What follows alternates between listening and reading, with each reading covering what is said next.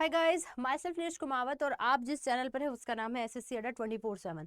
दोस्तों, लास्ट के 2 सेशन हम लोगों ने देखे थे, जिसमें पहला सेशन हमारा जो था वो ब्लड ग्रुप पे था।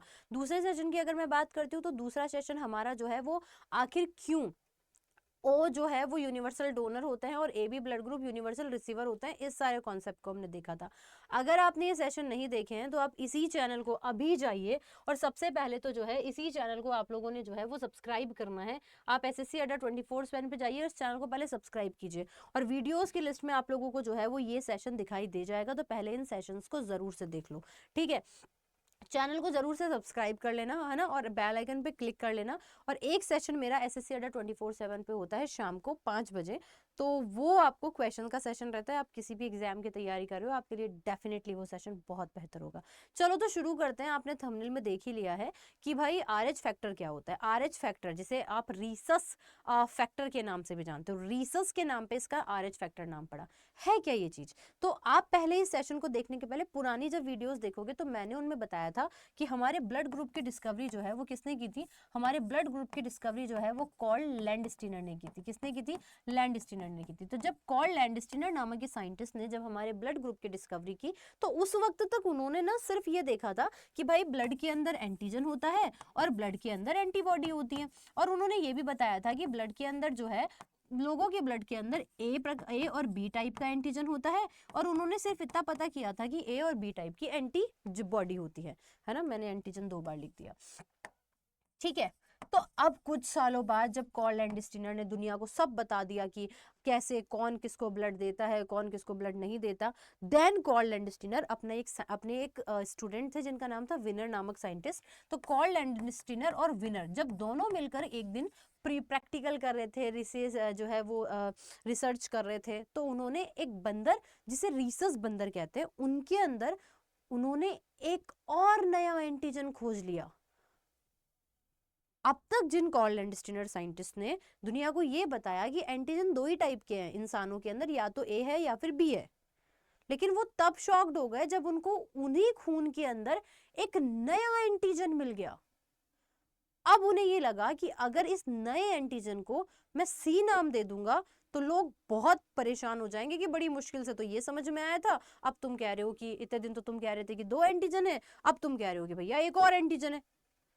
तो उन्होंने इस बार इस नए एंटीजन को जो हमारे शरीर में पाया जाता है उसको एंटीजन सी या कुछ और नाम नहीं दिया, उन्होंने इसको ओवरकम करने के लिए एक नाम दिया जो कि रीसस नामक बंदर के अंदर पहली बार डिस्कवर हुआ, तो इसलिए उन्होंने नाम दिया आर एच फैक्टर।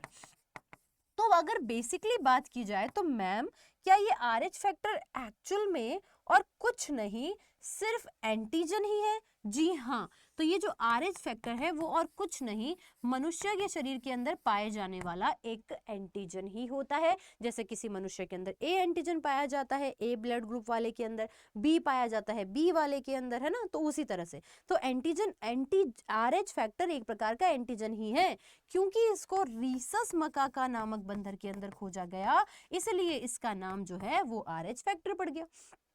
अब प्रश्न ये उठता है कि आर एच फैक्टर के होने और नहीं होने से क्या कोई फर्क पड़ा? तो आपको मैं बता दूं कि दुनिया की मैक्सिमम तादाद के अंदर, तो दुनिया के अंदर मैक्सिमम लोगों के अंदर तो आर एच फैक्टर प्रेजेंट होता है ना। आर एच फैक्टर प्रेजेंट होता है, लेकिन दुनिया के बहुत कम लोग हैं जिनके अंदर आर एच फैक्टर नहीं भी है। ठीक है, तो कुछ लोगों के अंदर जिनके अंदर आर एच फैक्टर था, उन लोगों के ब्लड को अब क्या नया नाम देना पड़ेगा? नहीं। तो जिन लोगों के ब्लड के अंदर आर एच फैक्टर था, उन लोगों का ब्लड ग्रुप, मानो कि ए वाला ब्लड है, ए ब्लड ग्रुप का पर्सन है, और आपको ये पता है कि ए ब्लड ग्रुप वाले के अंदर ए ही तो एंटीजन पाया जाता है और बी एंटीबॉडी पाई जाती है। ठीक है, यहाँ पर ए ब्लड ग्रुप के वाले के अंदर एंटीजन तो ए पाया जाता है और एंटीबॉडी जो है वो कौन सी पाई जाती है? बी पाई जाती है। ऐसे ही बी ब्लड ग्रुप वाले के अंदर बी एंटीजन पाया जाता है और ए एंटीबॉडी पाई जाती है। ए बी वाले के अंदर ए बी एंटीजन पाया जाता है और एक भी एंटीबॉडी नहीं पाई जाती है। और ओ वाले के अंदर एक भी एंटीजन नहीं पाया जाता है और दोनों प्रकार की एंटीबॉडी पाई जाती है। सॉरी। तो अब यहाँ पर है कि मैडम दुनिया के मैक्सिमम लोगों के अंदर एक और प्रकार का एंटीजन भी पाया जा रहा है। अगर ए ब्लड ग्रुप के पास में RH फैक्टर पाया जाएगा, RH फैक्टर पाया जाएगा तो इस ब्लड ग्रुप का नाम ए पॉजिटिव हो जाएगा। अगर इसी बी वाले के व्यक्ति के अंदर अगर RH फैक्टर नाम का एंटीजन पाया जा रहा है तो इसी ब्लड ग्रुप का नाम जो है वो बी तो था ही, अब बी पॉजिटिव हो गया। मतलब बेसिकली बात है कि हर वो शख्स जिसकी बॉडी के अंदर RH फैक्टर पाया जाता है उसके ब्लड ग्रुप में पॉजिटिव साइन आ जाता है ना। इसमें अच्छा बुरा शरीर से, है ना, या फिर आपकी इम्यूनिटी का कोई ताल्लुक नहीं है, बस इसकी प्रेजेंस और एब्सेंस के बिहाफ पे कहा गया। जिन लोगों का पॉजिटिव ब्लड ग्रुप है उसके अंदर RH फैक्टर है, और जिन लोगों के पास पॉजिटिव फैक्टर नहीं है ना, जिन लोगों के पास में RH फैक्टर नहीं है उनको नेगेटिव नाम दे दिया गया। तो RH फैक्टर होने के कारण इनको पॉजिटिव, इसको भी AB पॉजिटिव और इसको भी O पॉजिटिव कहा जाता है। अब बात करते हैं जिसके पास मैम RH फैक्टर नहीं था उसका क्या हुआ। जिसके पास RH फैक्टर नहीं था, जैसे कि A के पास अगर RH फैक्टर नहीं है तो A नेगेटिव, B के पास अगर RH फैक्टर नहीं है तो B नेगेटिव, AB वाले ब्लड ग्रुप के पास में RH फैक्टर नहीं है तो AB नेगेटिव, और O वाले के ब्लड ग्रुप के पास में अगर RH फैक्टर नहीं है तो O नेगेटिव कहा गया। उम्मीद करती हूँ कि ये वाली चीज तो आपको अब समझ में आ गई होगी। लेकिन अब क्वेश्चन आता है कि क्या मैम इसका मनुष्य के इसका होने और नहीं होने से मनुष्य पे कोई प्रभाव पड़ रहा है? अरे कुछ नहीं प्रभाव पड़ रहा है, कुछ भी नहीं प्रभाव पड़ रहा है। पहली चीज तो ये। तो हम पहली बात करेंगे कि जो है आपका RH फैक्टर क्या है, एक प्रकार का एंटीजन। किसके कारण किसके अंदर खोजा गया? रीसस मकाका नामक बंदर के अंदर। किसने खोजा? कॉल लैंडिस्टिनर और विनर ने खोजा। मैक्सिमम लोगों के अंदर RH फैक्टर पाया जाता है और जो है वो मिनिमम लोगों के अंदर RH फैक्टर नहीं पाया जाता, और इसी तर्ज पर इन्हें पॉजिटिव और नेगेटिव नाम से भी नवाजा गया। अब आगे बात करते हैं कि मैम इरिथ्रोब्लास्टोसिस फिटालिस क्या होती है। तो इरिथ्रोब्लास्टोसिस फिटालिस जो है वो एक ऐसी घटना है जिसके अंदर क्या होता है कि अगर किसी महिला जो कि RH नेगेटिव है,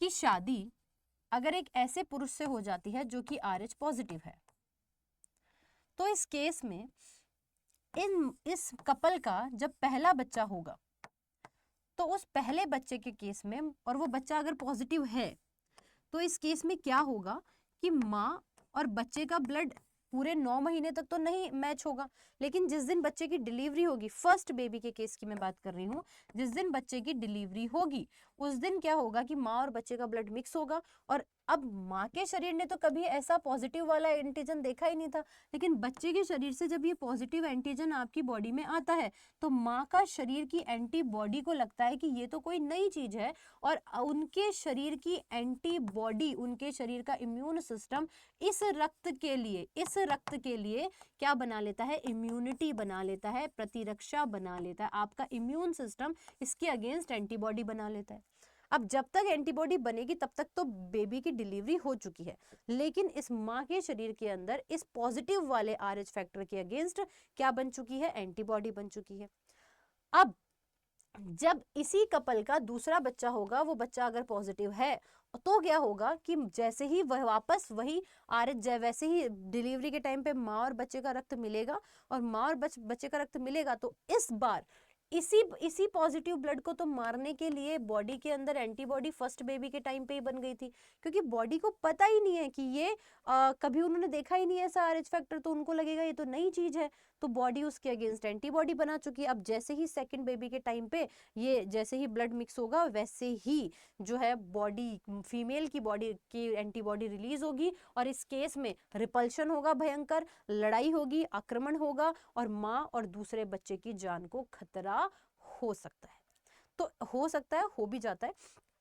इसी घटना को इरिथ्रो, क्योंकि RBC को कहते हैं इरिथ्रोसाइट, है ना, तो वहां से शब्द निकल के आया इरिथ्रोब्लास्टोसिस फिटालिस, फीटस के अंदर, है ना, इरिथ्रोब्लास्टोसिस हो गया।